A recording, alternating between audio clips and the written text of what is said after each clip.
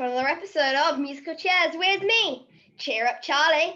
And today we have the amazing, the wonderful, somebody who has done a lot, and I mean a lot. Somebody who was one of the very kind people who sent me a video when CheerUpCharlie first kicked off.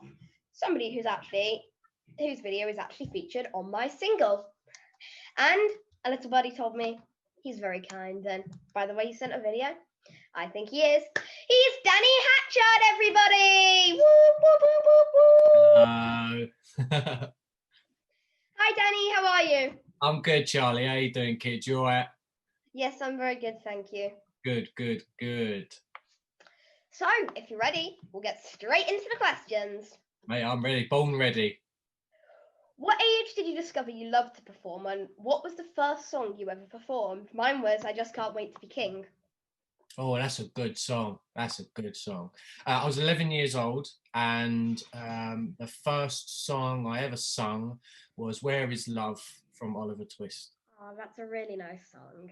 Yeah, I loved it. And it's still a very special song of mine. So whenever it comes on, I always make sure I watch at least that bit, because I mean I've watched Oliver Twist a billion times, so sometimes I can't always watch it all the way through. I leave it to more festive seasons now. So I watched it once this Christmas, and when that song came on, I felt all nostalgic. Oh, yeah, I can imagine. So, did you have a really supportive family growing up who were from the arts, or were they like me and knew nothing but were still supportive? Oh, actually, that's an interesting question. My family had absolutely no idea about the arts. They're the very, very kind of traditional working class family. They wanted me to get a trade initially, so they wanted me to either be a plumber or an electrician, and I just wasn't cut out for that kind of work, Charlie. I just didn't want to be laying bricks or sorting people's toilets. Not that that's a bad thing, you know. I've got tons of friends that work in that trade, and they're doing fantastically well, and they seem to enjoy it, and that's great. But I think people like me and you, Charlie, we're not cut out for that kind of work, are we? We want to be performers. We want to be in the spotlight. So my parents weren't very understanding at the start, unfortunately. But when I started going out and working in either retail or on building sites or wherever I could earn a pound note, and I started investing in like weekend schools and summer schools out of my own pocket, they started to show a respect for the fact that that's what I wanted to do. And then very fortunately, I got into a drama school on a full scholarship. So they began to take me a little bit more seriously when they realised that I was potentially going to end up with a degree, and it was all going to be paid for. So very, very lucky, very, very grateful for that. And but yeah, I would have liked my parents to be a little bit more supportive at the start, but they're very much a product of their environment, Charlie. So I can't blame them for being very, very worried, because it is a very tough industry. But at the same time, if you are tenacious and you persevere and you're thick-skinned and you love it as much as we do, and then there's absolutely no reason why we can't make it happen. Definitely. So, as you were just saying, I see you trained at ArtsEd before, and before lockdown, I was lucky enough to spend the day with Chris Hocking and the students to watch them perform, and it made me realise just how expensive the arts is, and seeing the sacrifices my parents already make for me to be able to train. So, how do you think we can make it more accessible, really? Are you on about drama school or training in the arts in general? Just training in the arts in general. Well, if I'm really honest with you, Charlie, I think drama on the national curriculum and music and drama on the national curriculum in secondary schools and even primary schools, I think, is essential. It's so important, and I would argue equally as important as maths, English, and science, which are the mandatory subjects. So I would say, without getting too political, I would say that absolutely needs to stay on the national curriculum, and it needs to be in every school, because there's a lot of schools now that don't have it. And certainly when I was at school, I couldn't pick both music and drama for my subjects, and I think that was a huge injustice to me as an individual and as a student, because I was very creative and that was always going to be the field that I wanted to be in. But unfortunately they wanted to force me into the more academic subjects, and I had to therefore only pick drama. But luckily I at least had drama on in schools. But I would say hands down the most important thing is for there to be opportunities outside of school for young people, to help them, perhaps get them off the street, and to also allow kids to really develop their own self-identity, because I feel like I certainly did, and I'm sure you've been through this as well, Charlie. But you know, there's a pressure of there's a pressure of feeling what's the word? Feeling accepted in a school, isn't there? And I feel like when I was out of school, I was a totally different person. I was one person in school and a totally different person out of school. So I feel like it would be great if there was more safe havens that offered drama and the arts, dancing, singing, even to encourage individuals to write would be great, or even art, you know, anything that's remotely creative. I think it would be a really smart idea if the government put in if the government supported the Arts Council a little bit more and encouraged councils to invest in more things like that, because it would certainly get more people off the street.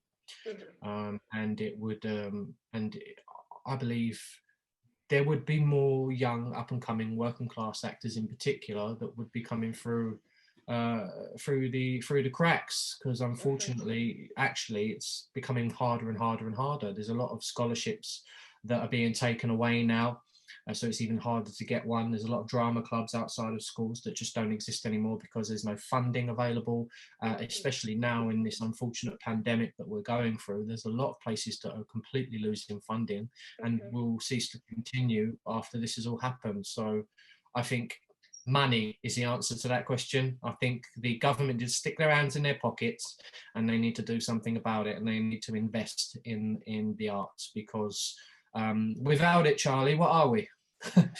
We're not much without it, are we, mate? No. You think TV, movies, everything, all that stuff, music got everyone through lockdown. Imagine a world with no music, no TV, nothing like that. Just be bored, wouldn't you? And then what's the point in it all? What's the point in anything if you haven't got the arts, Charlie? You know. The vast majority of people, they spend their hard-earned cash on entertainment, and entertainment involves the arts, you know, whether that is music or Netflix or going to the theatre or watching a concert or going to a stand-up comedy performance. It doesn't matter, you know, all of these things, they're really essential crafts, and they're so important. Yeah, people from the arts are just as important in society as people like Albert Einstein were. Just as important, because without things like that, people would go mad, honestly. Absolutely. They would lose their minds. Well, Albert Einstein was an avid fan of the arts. He released all sorts of quotes about how important the arts was. You know, even from Albert Einstein to Gandhi, and you know, those kind of, you know, prolific figures. They heavily supported the arts, and they realized how important it was, and it is, and it always will be, because you know, humans are, to some extent, every single one of us, creative individuals, you know. Whether you like to, you know, we all have an opinion, and that stems from a creation, you know. So it's it's essential. I can't say it anymore, Charlie. It's so important, and we need to keep it, especially now with TikTok. I mean, Jesus, you've seen how many people are on TikTok, and like just how creative people are. Do you know what I mean? I mean, if that isn't a perfect example of how important and how necessary the arts is, I don't know what is. Definitely. So, what was your first big break, and do you prefer the stage, TV, or film? I don't have a preference. I think it's very important to have variety. So, and I'm very fortunate to have experienced a wide variety of different things in my career. I pray it continues. And so I would say my heart always lies in theatre. I love theatre. But I did when I came out of EastEnders in 2017. I did a year of theatre. I did 3 shows back to back for that entire year, and it was quite exhausting. And I was actually looking forward to going back on the telly again. And fortunately, Our Girl happened. I ended up flying out to South Africa to film that, and that was a breath of fresh air, because not only did I get to see the sights in Africa and do some amazing things, I got to remind myself what it was like to work on a TV film set as well. So I really don't have a preference. I love them all equally, and yeah, as I said before, just hopefully that continues. My first break was a play, an amazing play by Jonathan Harvey called Beautiful Thing, and it's a coming of age love story about 2 young boys in a time when a lady called Margaret Thatcher was in power, who released a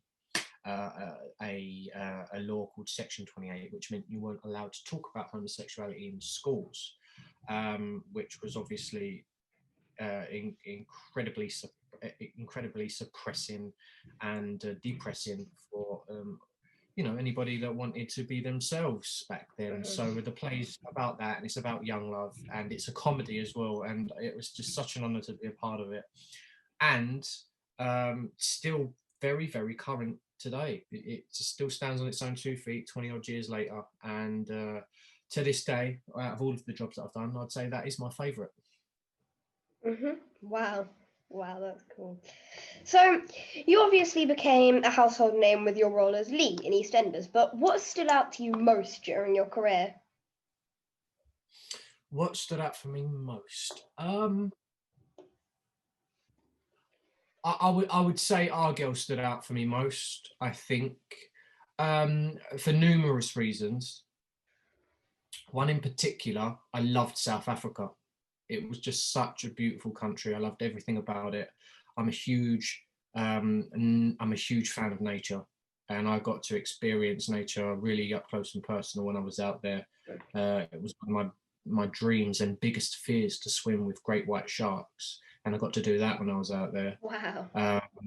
And I got to experience a completely different culture as well, and it was just so eye-opening and just an overall incredible experience. So it wasn't work at all, really. I didn't feel like I was working. I just felt like I went back to the playground, Charlie, and I was just having a fantastic time for a couple of months, and I was very fortunate to be paid for it, and then to be celebrated the year following when it was aired on BBC. So for me, that stood out, not because it was my favourite job, but because it was my overall favourite experience.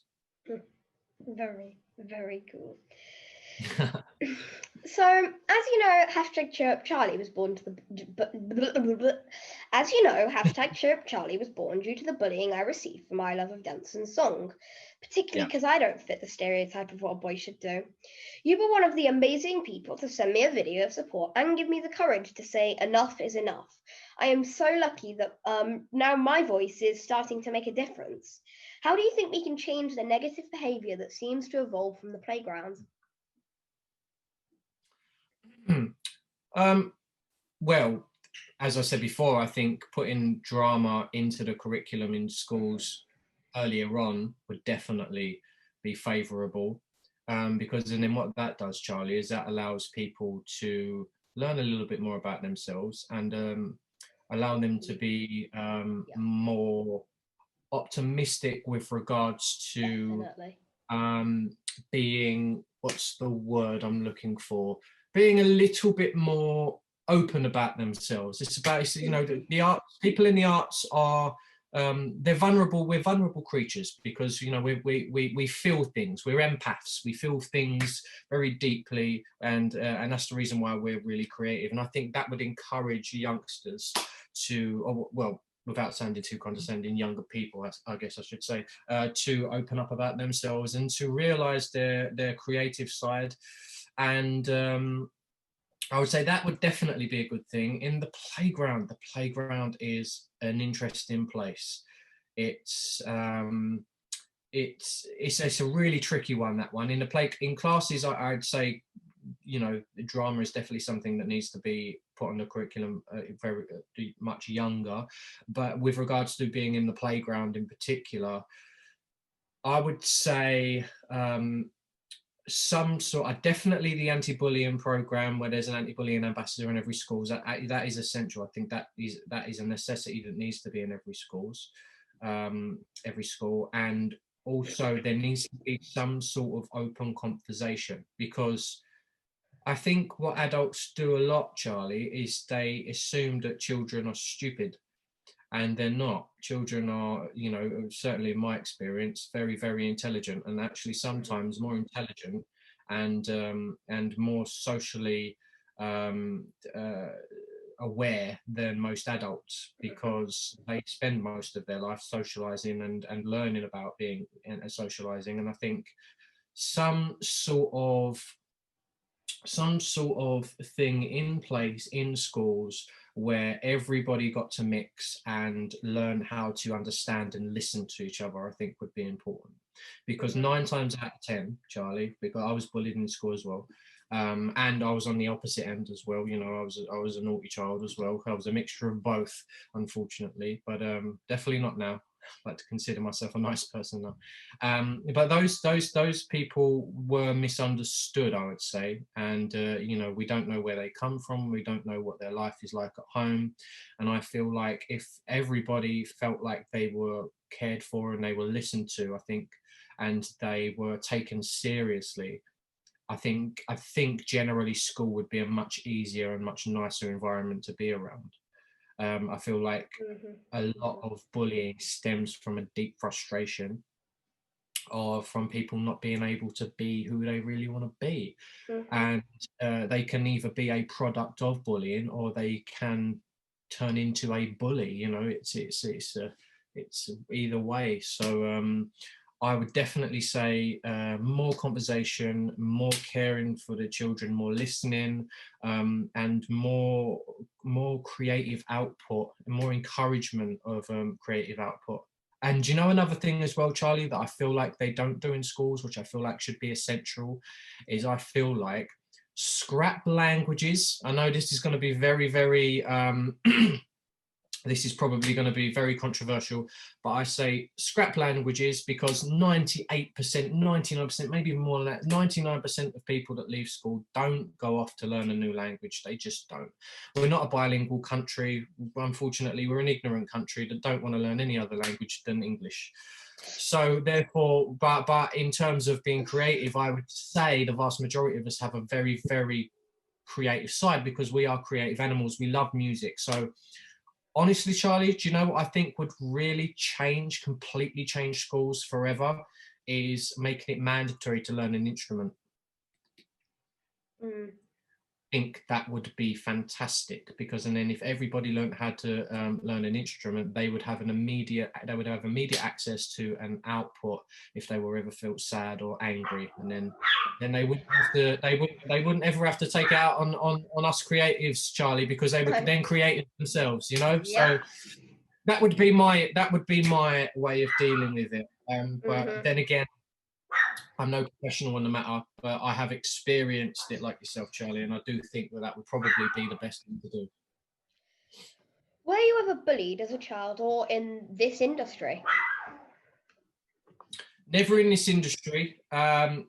Very well. No, actually, there has been one occasion where I experienced bullying from an individual, and I've made it very clear I won't ever work with that person again. And I was in a very vulnerable stage at the moment, at that moment as well. But that was something that I feel like it was just dealt with badly across the board. But not something I should imagine will happen again, if I'm honest. Hopefully, anyway, touch wood. But there was definitely more than one occasion I was bullied in school, mainly around when I was in primary school and my early secondary years, I would say. And then I kind of went off the rails a little bit, Charlie, if I'm honest. I misbehaved a lot. I ended up being mean to other kids as well. Because I was so scared about not being accepted and being bullied myself, that I therefore span it on its head, and I ended up being the person that was perhaps doing the nasty, horrible, being a horrible person kind of thing. And then when I left school and I went my separate ways and joined a drama college, I then completely reinvented myself and discovered who I was, and I learned to realize that actually deep down I'm a really good person.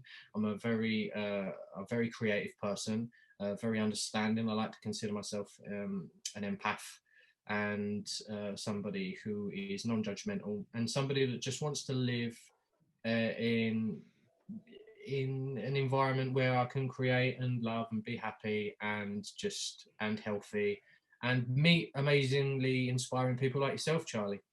And 10 years later, I've managed to sustain my true self, and I hope that I can manage to carry that on forward. And that's the whole reason why I work so extensively with Alex at the anti-bullying, because I think that it is essential that me and people like yourself talk, and we try to encourage people in schools to do something about it. Definitely. So my aim over the next couple of years is to set up a day with industry leaders and stars, so that kids who have never experienced any form of art see just how amazing it is. Do you think this could be a way of healing some of that negativity? Yeah, of course. It is the only thing. You can't put a plaster on negativity. You've got to be creative. You've got to, being creative means you've got to get up on your feet and do something, and express yourself. Expressing yourself. So, say for instance, Charlie, just to use as an example, when you feel sad and you have a good cry, do you feel better afterwards? Yeah. Yeah, me too. This is why expressing yourself artistically is exactly the same thing, just sometimes without the tears. Sometimes when I feel sad or I feel angry, I'll sit at a piano or a guitar, or I'll write some songs, or I'll write parts of a play, or I'll have a sing or something, and I feel great afterwards because it's an artistic output, it's a release. So yes, I do think it will completely eradicate negativity, because being artistic and being creative is infectious, and I don't think there's anybody out there that doesn't like to be creative somewhat. So yeah, no, it is, as I said before, it's essential, and it needs to be everywhere. Put some colour into the world. Because even if your thing is football, you're still doing something creative in football, because you're going to be creating your own moves, creating your own style of way to do it. Exactly. It's just your way of being creative. Oh, absolutely. Like when you're on a football pitch, like I like to play football as well, Charlie. You're literally thinking on your feet. Everything has to happen in the moment. You know what I mean? It's drawing out different, different where you're going to go, who you're going to pass to, seeing things ahead.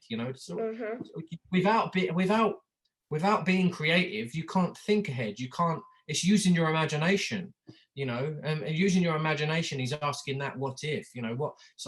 What if I pass the ball through there and then over there, and then maybe you have to ask those questions before those things actually happen. So you can't, just like you can't escape politics, you can't escape being creative. It's impossible. There's not a single thing in your house that hasn't been created from scratch and from somebody's imagination. Not a single thing. Even your house has been created from scratch. Everything. The house, this glass, this book, my phone, everything. This computer that I'm doing the sheet of questions, everything.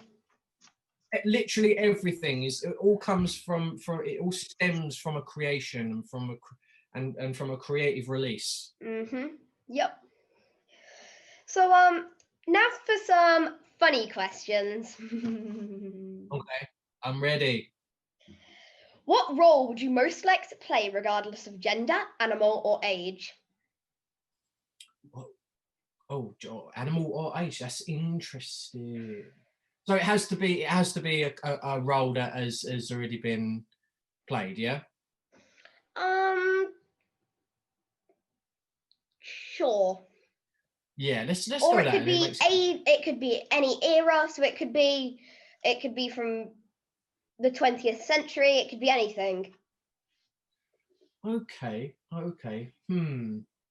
That is a good question. I bear with me. I need a moment because that's a tricky one.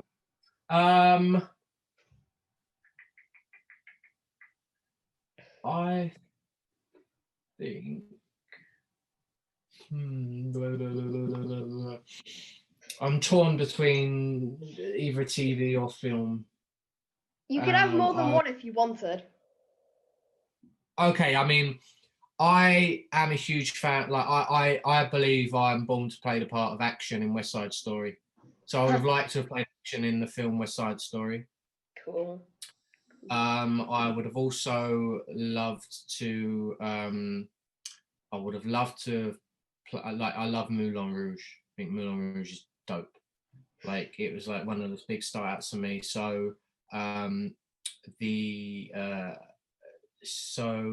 Ewan McGregor's part, would love to have done that. But then again, on the opposite end of the spectrum, I would have loved to have been in something like Game of Thrones, those kind of series, Stranger Things, something like that, something crazily, weird mythical and different. And yeah, I love all of that kind of stuff. I love all of that, which is hilarious because for face value, a lot of people wouldn't think that I love all that kind of stuff, but I do. I love it, and so those kind of things I would love. Off the top of my head, I'll probably think of some more later, and then end up just interjecting and being like, "Oh yeah, that one." But they're the ones that I can think of at the top of my head at the moment.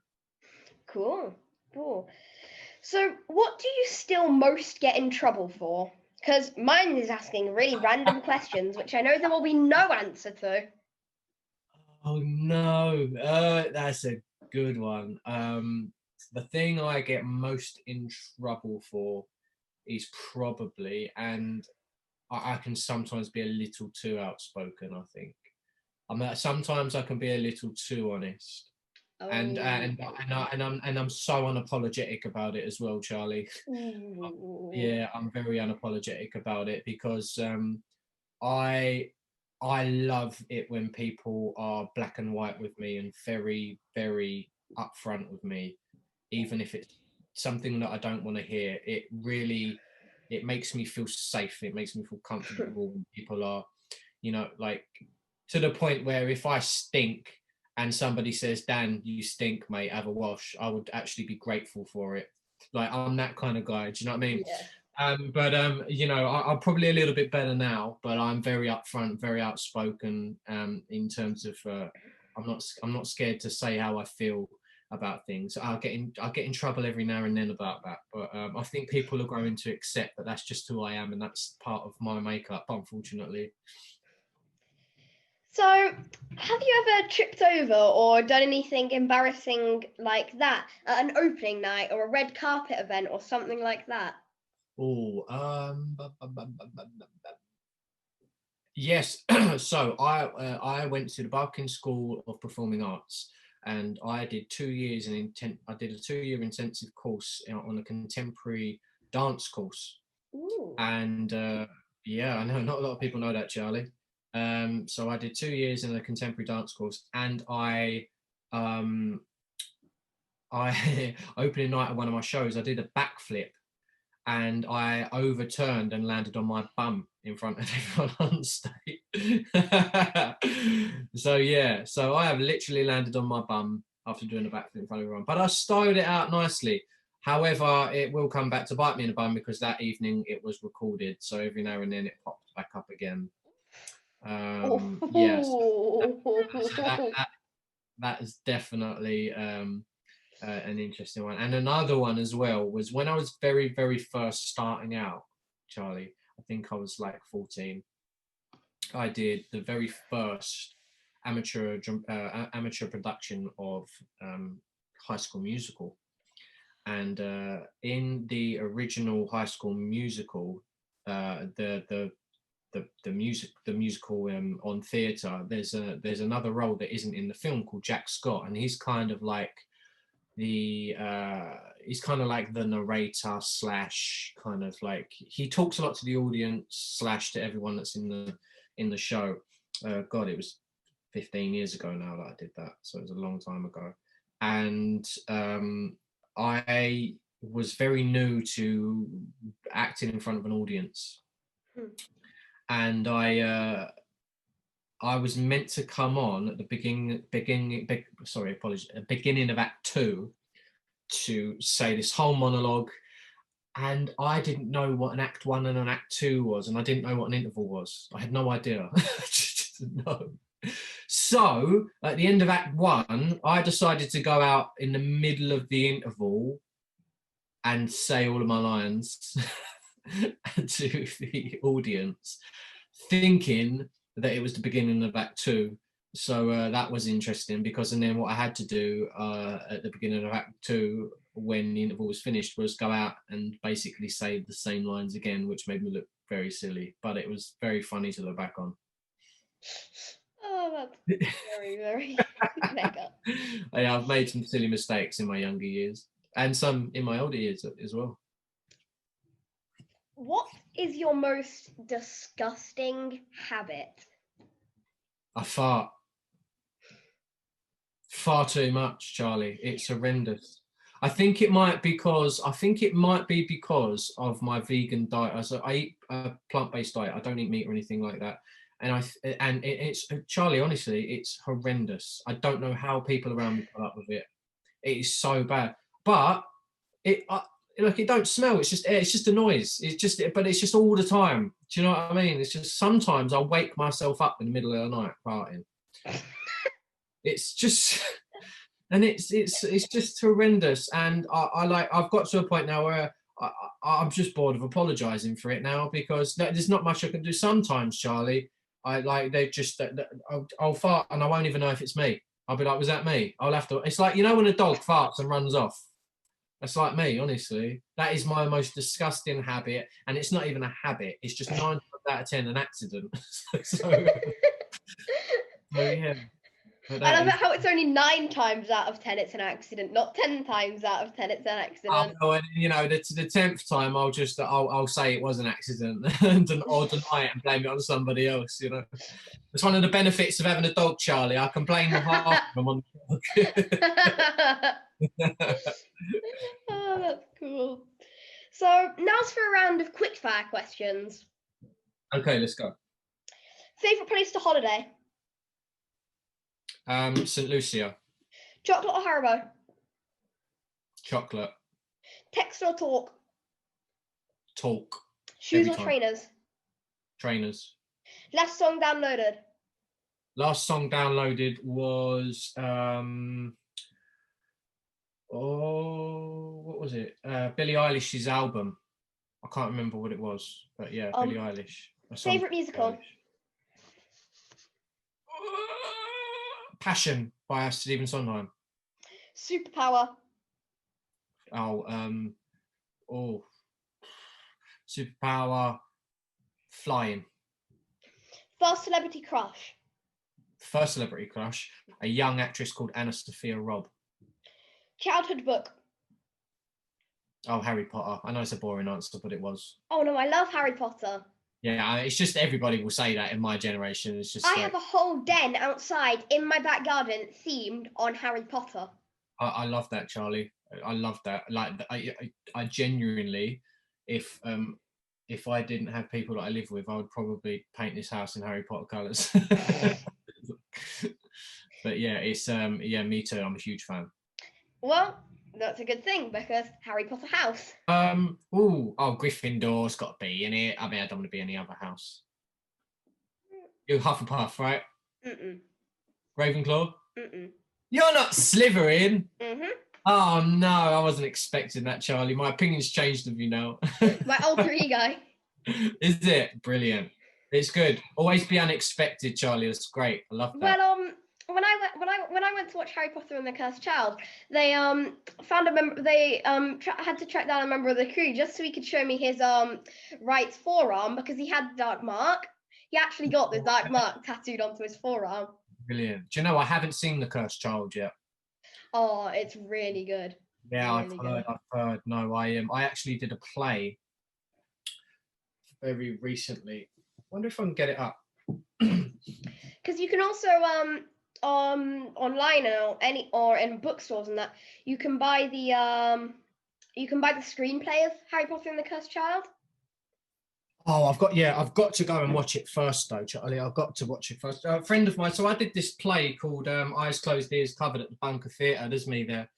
And then this gentleman here is called Joe Idris Roberts, and he played Albus something? Albus Severus Potter. That's it. That's who he played. He played Albus Severus Potter. As soon as he finished that play with me, he went on to do that. And I was meaning to go and see him in it, but unfortunately, I didn't get a chance to because I think it's because I was filming Our Girl at the time. But yeah, I've always very fortunately been too busy. But I'm definitely going to make an effort. God, I've missed theatre so much, so I'm definitely going to make an effort to go probably this year at some point. I'm going to be making up for a lot of lost time. Yeah. Favorite Harry Potter character? Hermione, only because I fancy her. Mine's Dobby. Yeah, Dobby's brilliant though. I do love Dobby. I was absolutely gutted when he died. So sad. Yeah, it is so sad. And then it just makes it even more sadder what Harry Potter writes on his gravestone. I know. A whole lot sadder. Yeah, it's so sad. Oh, sorry if any of you that haven't read the book or seen the movie, we've just completely spoiled it for you. I mean, the time, so much time has gone for them to have watched it, Charlie. If they haven't watched it, it's their own fault. I'm sorry. Yeah. They deserve that spoiler. They deserve it. If anything, it should inspire them to watch it before people release more spoilers. Yeah. So now I hope your tongue's not in a twist, and I hope you're good at them because I found you a nice hard one. A tongue twister. Come in the sky. You can repeat after me and then go on your own. Oh, lovely. Go on in. Lesser leather. Lesser leather. Never weathered. Never weathered. Wetter weather better. Wetter weather better. I think I'm going to need that one more, Charlie. Lesser leather. Never weathered. Lesser leather, never weathered. Lesser leather, never weathered. Wetter weather better. Lesser leather, never lesser leather, never weathered. Wetter weather better. Yeah, I think that's right. So lesser leather, never weathered. Wetter weather better. Okay. Yay! You got it! Yay! Brilliant. You were really good at that. I know, for someone that has terrible diction, I'm not bad with tongue twisters, actually. Oh, well done. That was really good, actually. Now another clap, because you got through the interview! Woo. It wasn't exactly hard, Charlie. You made it very easy for me. And great questions as well, I've got to say. Really good questions. Thank you. Thank you so much for doing this. It was a real pleasure interviewing you. Oh, thanks, mate. And a real honour talking with you as well. Lovely to meet you over Zoom. Yeah. And hopefully we get to meet in person one day. And very, very proud of what you're doing, mate. Please keep up what you're doing. It's very, very much needed, especially in the current climate with the pandemic and everything. I'm very much looking forward to seeing what the future holds for you. All amazing things, I'm sure. So thank you for inviting me on. I'm very, very glad I did. Thank you for doing it. No problem at all. Have a good day, rest of the week, rest of the year. Have a good time. You too, mate. All the best. Off for a walk now, so I'll catch you in a bit. Same. Bye. Bye. Bye. What an amazing interview. That was really, really, really good. And I really enjoyed that one. So if you want more interviews like that, make sure to like and subscribe. And when you subscribe, hit that notifications button. Ding, ding, ding. And it's magic. We were just talking about Harry Potter.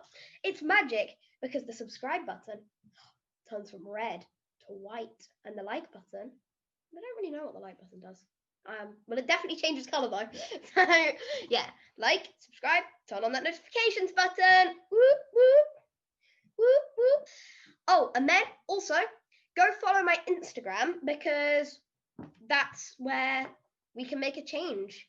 Go follow my Instagram, my Twitter, subscribe obviously, my Facebook. Go follow it all because you guys want to make a change. I want to make a change. Well, you connect the dots. So have a good day, everyone. Bye.